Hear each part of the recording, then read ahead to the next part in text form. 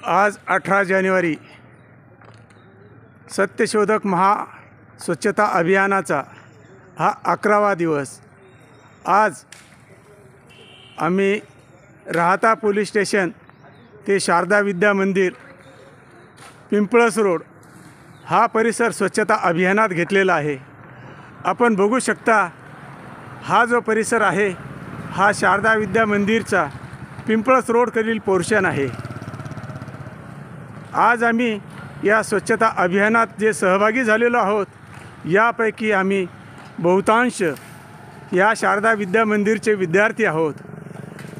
आज आम्हाला ह्या प्रसंगी आमचे शिक्षक सय्यद सर यांची आठवण येते।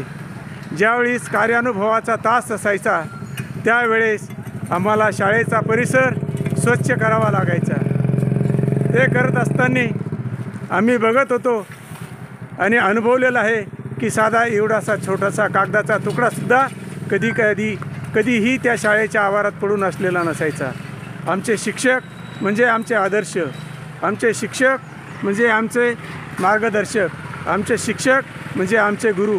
अशा शाळेत, अशा परिसरात, अशा वातावरणात आमचं शिक्षण झालेलं आहे आणि अशाच वातावरणात आम्ही घडलेलो आहोत। आजच्या या स्वच्छता अभियानामध्ये नांदुरकी इथून येतात ते माजी सैनिक, आमचे मित्र दगडूजी काटेसाहेब, त्यानंतर पंचायत समितीतून सेवानिवृत्त झालेले घोडेराव रावसाहेब, आमचे प्रगतशील शेतकरी मित्र अरुणराव कोरडे काका आणि आमचा गर्व, आमचा अभिमान आणि आमची शान आमचे दाजी जे सेवानिवृत्त आहेत। मुख्याधिकारी म्हणून त्यांचा दीर्घकाळाचा अनुभव आहे। त्यांनी नगरपालिका प्रशासन त्यासोबत त्यांनी PWDमध्ये दीर्घकाळ सेवा केलेली आहे। असे हे दाजी आमच्यासाठी मार्गदर्शक म्हणून काम करतात। आम्ही हे जे राहता स्वच्छता अभियान राबवत आहोत यामध्ये त्यांचं मार्गदर्शन आणि त्यांचा अनुभव हा आमच्यासाठी अतिशय मोलाचा आहे। हे स्वच्छता अभियान करत असताना आपण बघत आहोत की वृक्षारोपण केलेलं आहे, परंतु ही दुर्दैवाची गोष्ट आहे। फक्त झाडं लावून चालणार नाही, झाडांचं संगोपन करावं लागेल, संगोपनासोबत त्याचं पालन पोषण पण करावं लागेल। या शारदा विद्या मंदिरच्या कडेला ही जी वृक्षांची ताटी लावलेली आहे ही सुंदर फुलांची आहेत, परंतु याची जर वेळोवेळी कटिंग केली असती तर हा परिसर घाण झाला नसता।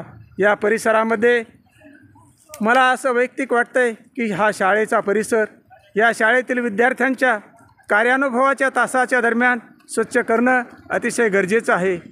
शालेय जीवनामध्ये विद्यार्थ्यांना हे सर्व अनुभव, हे सर्व शिक्षण मिळालं तरच ते त्यांच्या आयुष्यामध्ये यशस्वी होतील, समाजासाठी काम करतील, अन्यथा ते स्वार्थी झाल्याशिवाय राहणार नाही। यासाठीच आपण हे स्वच्छता अभियान राबवत आहोत। आजचं हे स्वच्छता अभियान राबवत असताना आपण बघू शकताय की या पिंपळस रोडच्या कडेला ह्या वाढलेल्या वृक्षाच्या फांद्या आज कटिंग करण्यात आले, गबळ काढण्यात आलं।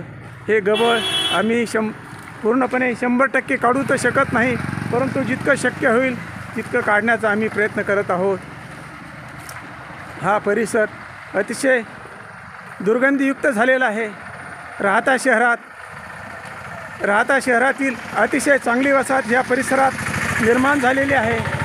घरं स्वच्छ आहे, सुंदर आहे, मोठी आहे, परंतु घरी जात असताना ज्या रस्त्याने प्रवास करावा लागतो तो प्रवास कसा असतो आपण हे बघू शकता। आपण रस्त्याच्या दुतर्फा बघितलं तर या ठिकाणी घाणीचं साम्राज्य आहे। शहरामध्ये असे जे विविध प्लॉटधारकांचे प्लॉट आहेत ते प्लॉटधारक त्याची स्वच्छता करत नाही। नगरपालिका प्रशासनसुद्धा त्याबाबत कार्यवाही करत नाही, असंच लक्षात आल्याशिवाय राहत नाही। जर समजा ही स्वच्छता, ही कार्यवाही जर वेळीच झाली तर राहता शहरातील नागरिक वारंवार आजारी पडणार नाही। आपण बघू शकता सर्वत्र प्लास्टिकचा खच पडलेला आहे। या प्लास्टिकच्या खचामध्ये काही पाण्याचे थेंब साचतात। या पाण्याच्या थेंबामध्ये डासांची निर्मिती होती। या डासांच्या निर्मितीपासून वेगवेगळ्या प्रकारची रोगराई पसरते। ह्या रोगराई पसरल्या नाही पाहिजे।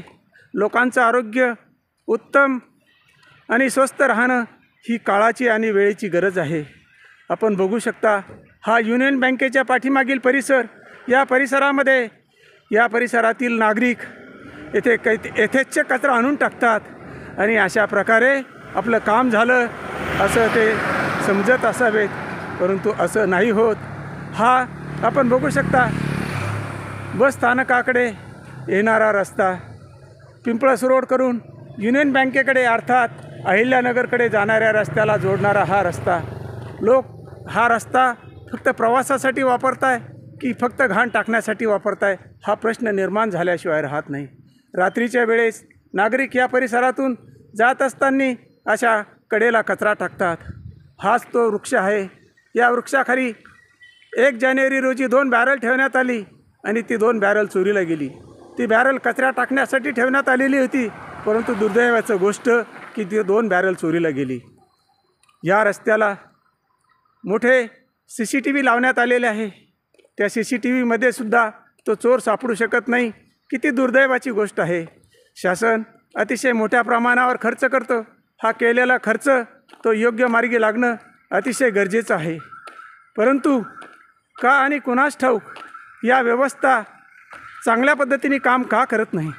जर CCTV लागलेले आहे तर ते अहोरात्र त्यांनी काम करणं अतिशय गरजेचं आहे.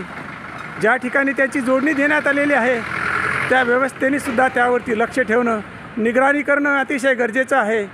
जर कुठलीही घटना, चोरीची घटना घडली किंवा काही जरी घडलं तर ते तात्काळ त्याचा शोध लागणं अतिशय गरजेचं आहे. आपण हे बघू शकताय की हा बस स्थानकाकडे पिंपळस रोड करून जाणारा हा दुसरा रस्ता. या रस्त्याच्या कडेला परिसरात लोक हा रस्त्याचा वापर करण्याऐवजी या ठिकाणी असा कचरा टाकतात. हा पिंपळस रोड, या ठिकाणचे नागरिक जे रस्त्याच्या कडेला राहतात त्यांचं आरोग्य धोक्यात येतं आहे. ती लोक कोणाला बोलू शकत नाही. त्यांचं घर रस्त्याच्या कडेला आहे म्हणजे हा काय कदाचित शापच आहे की काय, अशी परिस्थिती निर्माण झालेली आहे. लोक रात्री अपरात्री आपल्या वेळेप्रमाणे या ठिकाणी कचरा आणून टाकतात. अशा प्रकारे या राहता शहरामध्ये अस्वच्छतेचं साम्राज्य निर्माण झालेलं आहे आणि ती अस्वच्छता दूर करणं हे आपण सर्वांचंच कर्तव्य आहे. जय हिंद, जय महाराष्ट्र.